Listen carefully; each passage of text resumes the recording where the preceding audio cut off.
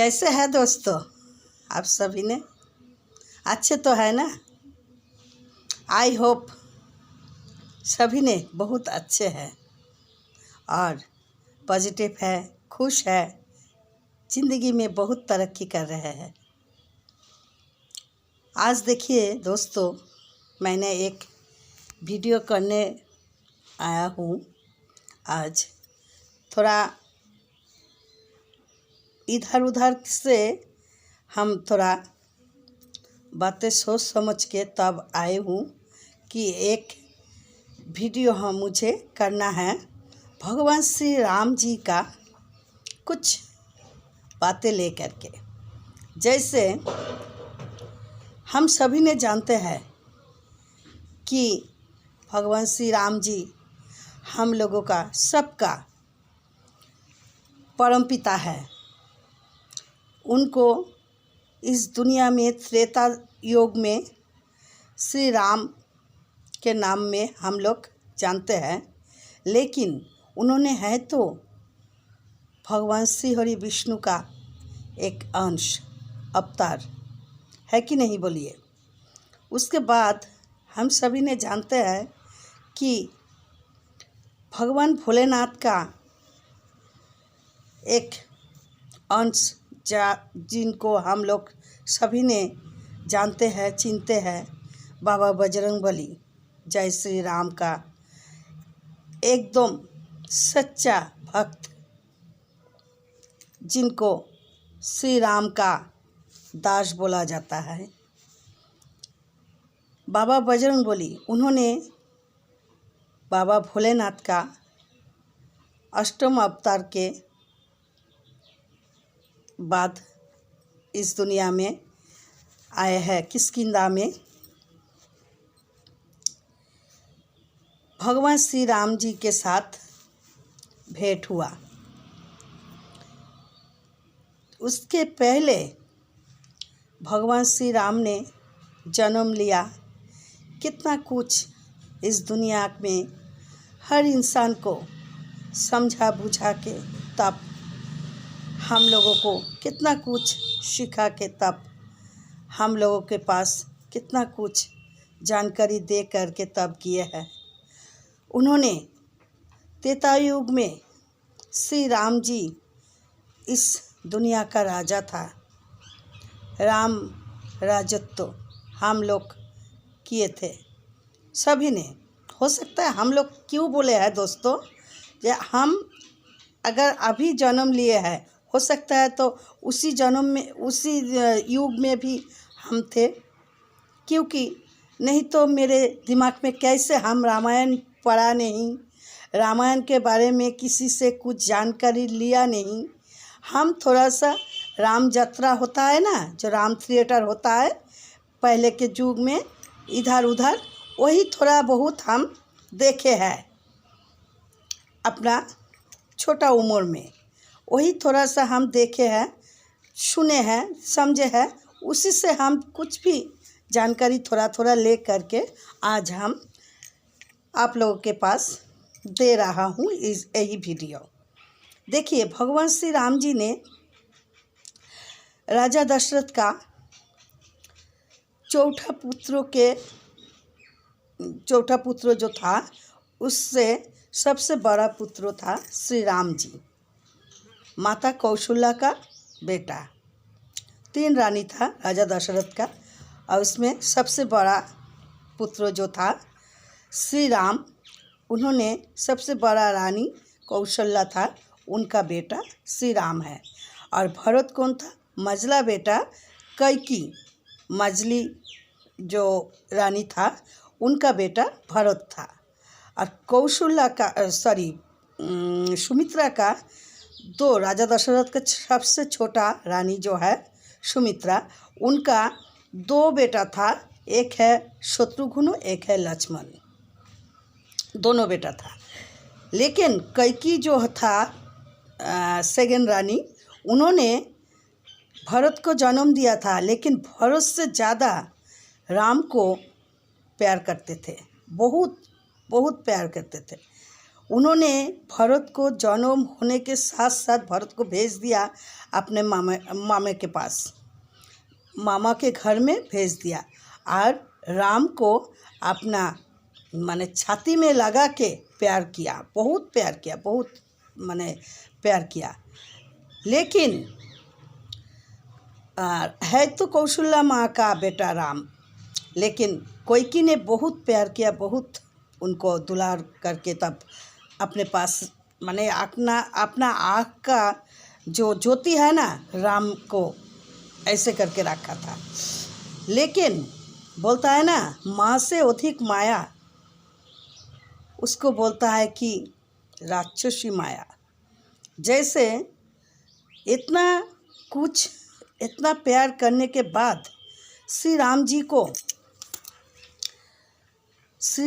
को भेज ये श्री दशरथ जी को, श्री राम जी का पिता उनको भेज दिया। अयोध्या का राजा जो था उनको गया था शिकार करने के लिए। शिकार करके उसके बाद उन्होंने कुछ हुआ तो बीमार पड़ गया, वही बीमार ठीक करा कैकेयी। इसीलिए कैकेयी को बोला, तुम्हारे ऊपर हम बहुत संतुष्ट है, तुम बोलो तुम क्या चाहते हो, तुम मेरे पास वर मांगो। तब बोला नहीं, एक बार नहीं, हम 2 बार मांगेंगे। तब बोला जो वही 2 बार ही हम देंगे, बोलो क्या तुम चाहते हो, हम तुम्हारे ऊपर बहुत खुश है, तुम मेरा बहुत सेवा किए हो। तब बोला कैकेयी ने, जो अभी नहीं चाहिए राजा, हम चाहेंगे जब मुझे ज़रूरत होगा। वही वर मांगा। यही समय श्री राम जी छोटा उम्र से लेके बहुत काम किया। विश्वामित्र मुनि जो इस सूर्य वंश का, जो राम का जो वंश है, यही वंश का कुलगुरु था विश्वामित्र मुनि। विश्वामित्र मुनि राजा दशरथ का जब पूर्व पुरुष था, राजा हरिश्चंद्र, उनको भी बहुत बड़ा एक परीक्षा लिया था विश्वामित्र मुनि, यही वंश का कुलगुरु। उन्होंने राजा दशरथ को भी बहुत कठिन परीक्षा लिया था, राजा हरिश्चंद्र का। राजा हरिश्चंद्र वही परीक्षा में पास किया। राजा हरिश्चंद्र का हिस्ट्री तो आप लोग जानते ही होंगे। और यही राजा दशरथ का बेटा जो है, इनको राजा दशरथ का बेटा श्री राम, इनको विश्वामित्र मुनि बहुत बड़ा एक राजा था, तो राजप्रासाद त्याग करके आ गया तपस्या करने के लिए। तपस्या करके उन्होंने बहुत कुछ हासिल किया था, बहुत तप किया, इसीलिए उनके पास बहुत बड़ा क्षमता था। तो उन्होंने पहले का दिन में वन में राक्षसी के चलते मुनि ऋषिगण टिक नहीं सकता था, बहुत परेशान होता था। इसलिए विश्वामित्र मुनि आया था श्री राम जी को। राजा पहले तो उन्होंने ध्यान करके देखा जे हम जाएंगे विष्णु लोक, जाके विष्णु जी को बुला के ले आएंगे, मना के बुला के कि प्रभु हम लोगों को बचाइए। तब ध्यान करके देखा जो विष्णु लोक में विष्णु जी नहीं है। विष्णु जी जन्म ले लिया था त्रेता में राम रूप में, उन्होंने है अयोध्या में राजा दशरथ का बड़ा बेटा श्री राम। तखनी वही विश्वामित्र मुनि आके राजा दशरथ से मांग लिया, आपका बड़ा बेटा को मुझे चाहिए, अब दीजिए। और छोटा बेटा साथ में जाएगा, लक्ष्मण सबसे छोटा। तो अब लेके आए हैं। राम जी तो था श्री हरि विष्णु, और लक्ष्मण कौन था? लक्ष्मण था शेषनाग। जहाँ विष्णु जी है वहाँ तो शेषनाग रहेगा जरूर। तो लेके तब विश्वामित्र मुनि बोला कि हम लेके जाएंगे राक्षसी वध करने के लिए, तारका राक्षसी के वध करने के लिए। तब राजा दशरथ ने नहीं चाहा था देने के लिए, लेकिन उन्होंने वही वंश का कुलगुरु है ना, तो उनका तो बात मानना ही होगा। इसीलिए राजा दशरथ ने छोड़ दिया। पहले तो थोड़ा इधर उधर किया, लेकिन बाद में छोड़ दिया कि जाइए। ले गया राजा दशरथ से राम और लक्ष्मण को लेके विश्वामित्र मुनि जहाँ वन में आया था, बहुत कुछ काम किया। तारका राक्षसी का वध किया था, गौतम पत्नी अहल्या को उद्धार किया था, और भी कितना कितना काम किया था। हाँ, बहुत कुछ किया। हाँ, बहुत कुछ किया। उसके बाद श्री राम जी को फिर लौट के गया अयोध्या में। अयोध्या में जाने के बाद उसके बाद धीरे धीरे बड़ा हुआ। उसके बाद जब राजा होने का बात आया, श्री राम जी को राजा करेंगे, ये राजा दशरथ ने अपना सिंहासन में बड़ा बेटा को बैठाएंगे। तब कैकेयी अपना रूप दिखा दिया। कैसे दिखाया? इतना तो प्यार किया था तुम राम को, राम के लिए तो अपना बेटा को अपना नैहर में भेज दिया, लेकिन तुम राम के साथ ऐसा कर सकते हो? ऐसा क्यों किया जानते हैं? इसका नाम है नियति। जब श्री राम जन्म नहीं लिया, तब से जन्म लेने से पहले रामायण लिखा गया। वो कौन लिखा था? लिखा था महर्षि वाल्मीकि मुनि, जिन्होंने उंगलीमान डाकू नाम से जानते थे हम सब ने। पहले वही उंगलीमान डाकू ने महर्षि वाल्मीकि मुनि कैसे हुआ? उन्होंने बहुत अत्याचारी एक डाकू था। हर इंसान को देखने से ही लूट माट करके, उसको मार के काट के, उसके बाद सब चीज़ लेके उन्होंने अपना घर में अपना परिवार को भरण पोषण करता था। और हर उंगलीमान डाकू नाम हुआ क्यों? सबको, जिसको मारा, सबको उंगली काट करके उन्होंने गला में माला पहना। कठो मारा, आज काल कठो मारा, मैंने इतना दिन तक मारा, यही सब गिन गिन के रख रहा था। वही उंगलीमान डाकू ने जब इतना पाप किया, पाप करते इतना तक आ गया कि बहुत पाप हो गया, तब भगवान अपने खुद आया था उनको संभालने के लिए। क्योंकि ऊपर वाला के पास इतना जानकारी है कि इंसान के मन के अंदर कौन देव वास करता है, कौन प्रेत वास करता है। यही जो उंगलीमान डाकू, इन्होंने जो एक दस्यु था, एक अत्याचारी था, इनका अत्याचारी होना इनका स्वभाव नहीं था। इन्होंने सोचता था, इन्होंने एक इनोसेंस इंसान था कि क्या कर रहा है उसके बारे में इनका कोई पता ही नहीं था। इन्होंने खाली इतना ही जानता था कि मुझे एक कर्म करके अपना परिवार को भरण पोषण करना चाहिए। वही इनको जो कर्म करना इसके लिए सही इन्होंने सोचा, वही इन्होंने कर रहा था। लेकिन पाप पुण्य का कोई सेंस नहीं था इनके पास। इसीलिए भगवान सोचा, जिनके पास कोई सेंस नहीं होता है कि किस में पाप है किस में पाप नहीं है, उसको भगवान आता है कोई ना कोई रूप ले करके उनको संभालने के लिए। और जिनको मन में हर चीज़ का ज्ञान होता है, चैतन्य है कि हाँ, हम जानते हैं कि यही काज करने से मुझे पाप होगा, मुझे नहीं करना चाहिए, तब भी हम करते हैं, तो उनको कभी भगवान नहीं आएगा संभालने के लिए। जिनके पास सेंस नहीं होता है, उन्हीं को आता है भगवान संभालने के लिए। वही बात हुआ श्री वाल्मीकि मुनि को, उंगलीमान डाकू को संभालने के लिए भगवान आया था कि मुझे अभी जाना है उसको बचाने के लिए। तब आया, आके बोला, तुम जो इतना पाप कर रहे हो, इसका भागीदार कौन होगा?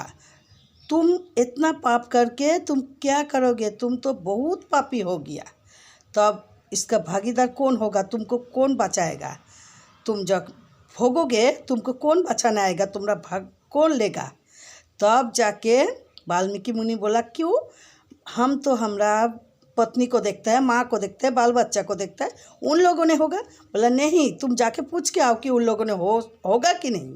तब गया पूछने के लिए, माँ आप मेरा पाप का भागी होइएगा, हम जो इतना इंसान को मार काट के सब चीज़ लेके आते हैं आप लोगों को देखने के लिए, भरण पोषण करने के लिए, आप वही मुझे जो पाप हो रहा है किसी को लूटने के लिए, मारने के लिए, वही पाप का भागीदार आप होइएगा। माँ बोला नहीं, कहे क्यों होंगे? हम तो तुमको जन्म दिया, तुमको पाला पोसा बड़ा किया, अब तो तुम्हारा फर्ज बनता है मुझे पालने का। अब तुम कैसे पालोगे, कैसे रखोगे मुझे, वो तो तुम्हारा कर्म है। तब सोचा, माँ से सबक मिल गया। अभी बीवी से पूछा, बीवी भी ऐसा ही बोला, आपका तो अर्धांगिनी है हम, आप पुण्य करिएगा तो उसका भाग हम लेंगे, लेकिन पाप तो इतना भारी है, आप मुझे माफ़ कीजिए, पाप का भाग हम नहीं ले सकेंगे, पाप का भागीदार हम नहीं होंगे। तब तो उसको सबक सीख गया कि ये इसका तो भाग कोई नहीं लेगा, तो क्या करेंगे। फिर आया, प्रभु मुझे बोलिए हम कैसे उद्धार होंगे, हम तो बहुत पाप कर लिया। तब जाके प्रभु ने बोला, तुम एक जगह पर बैठ के तुम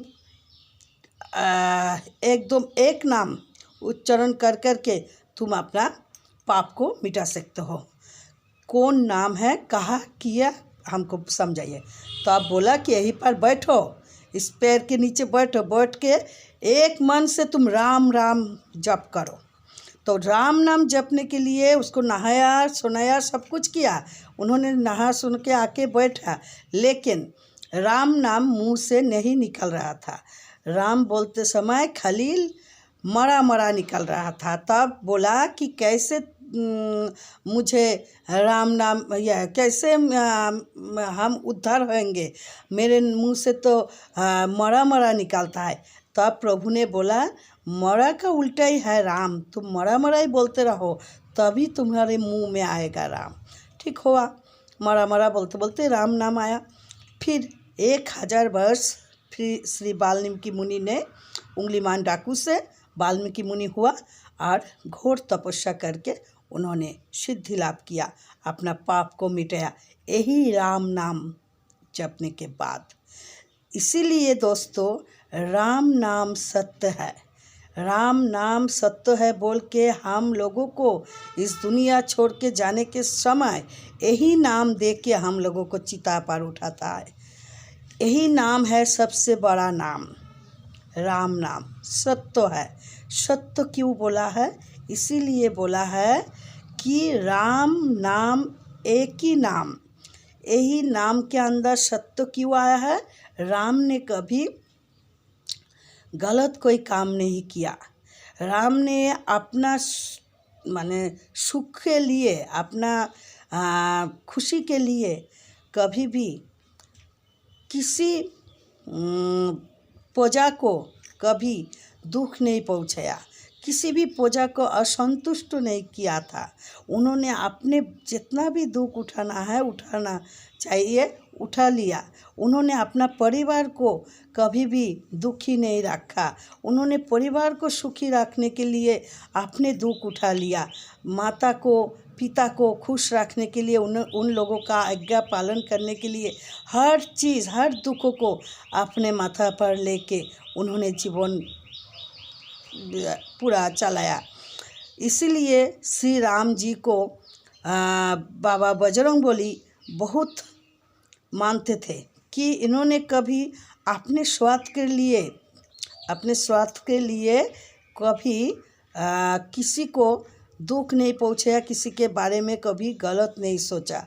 इसलिए प्रभु के नाम पर बाबा बजरंगबली ने भगवान भोलेनाथ का 8वां अवतार, उन्होंने श्री राम जी को साथ देने के लिए, उनको मदद करने के लिए इस धरती पर आया था।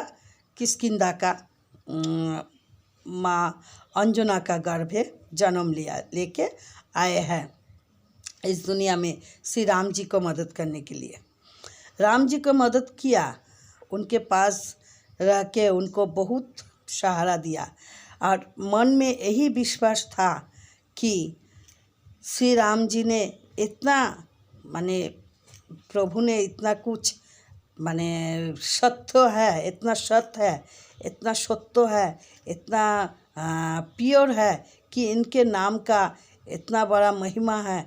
हम सागर को जब सीता को ले गया रावण हरण करके, तब भगवान बाबा बजरंगबली के मन में एक विश्वास था श्री राम के ऊपर कि इन्होंने इतना सत्य माने इतना ईमानदारी से अपना जीवन चला रहा है, तो इनको कभी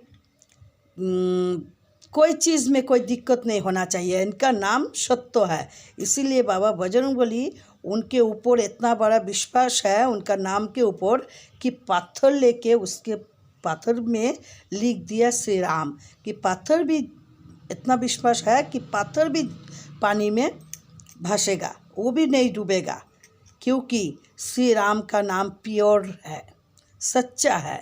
यही विश्वास था बाबा बजरंगबली को भी। श्री राम का नाम ले करके उन्होंने सागर को एकदम पार किया, उन्होंने सागर मंथन किया, बहुत कुछ किया, माने इधर से उधर ऊपर जाने का पुल बनाया, बहुत कुछ किया। उसके बाद श्री राम जी को माँ सीता से मिलवाया, कितना कुछ किया था। राम जी का कितना महत्व है, तो इसीलिए दोस्तों श्री राम जी का कोई महत्व नहीं है।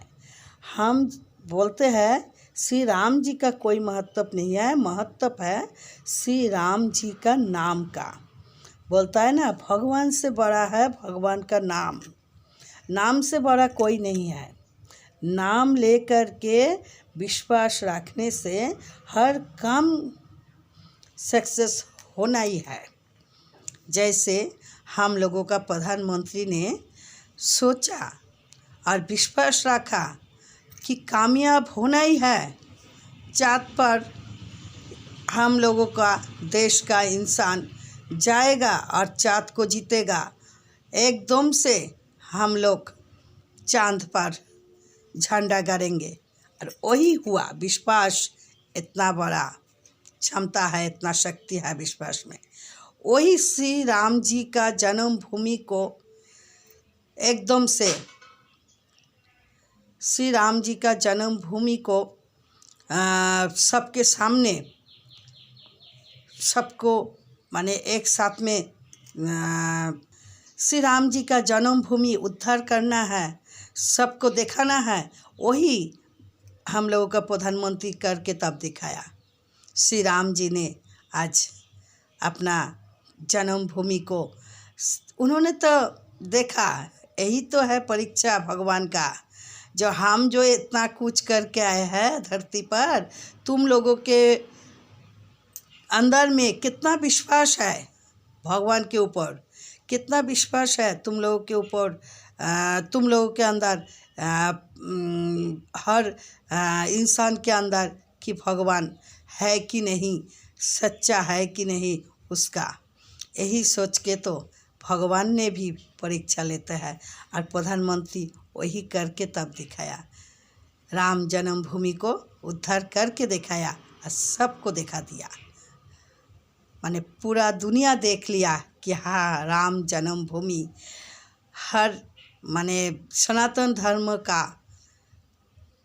परम पूजनीय प्रभु उनका ये मंदिर बोलो, जन्म स्थान बोलो, सब चीज़ अयोध्या में हम लोग अभी कितना कुछ सुनते हैं, कितना कुछ देखते हैं, तब भी हम लोग जानते हैं कि हाँ, राम जन्मभूमि अयोध्या में है। हम लोग तो बोलते थे, लेकिन अभी एकदम सच में देखा के तब छोड़ा प्रधानमंत्री ने। राम जन्मभूमि अयोध्या में है और रहेगा जिंदगी भर। देखिए कितना सुंदर है। 22 तारीख को सबको घर में बहुत बहुत शुभकामना। 22 तारीख को श्री राम जी के नाम पर दीपावली के तरह दीप जलाइए और प्रभु से प्रार्थना कीजिए हम लोगों को अपना ज़िंदगी के लिए इस देशवासी के लिए और अपना परिवार के लिए और हर प्राणी के लिए, जितना प्राणी है इस दुनिया में, इंसान से लेकर के 84 लाख जुनी, सबके लिए भगवान श्री राम जी से प्रे करना चाहिए हम लोगों को 22 तारीख को। जय श्री राम।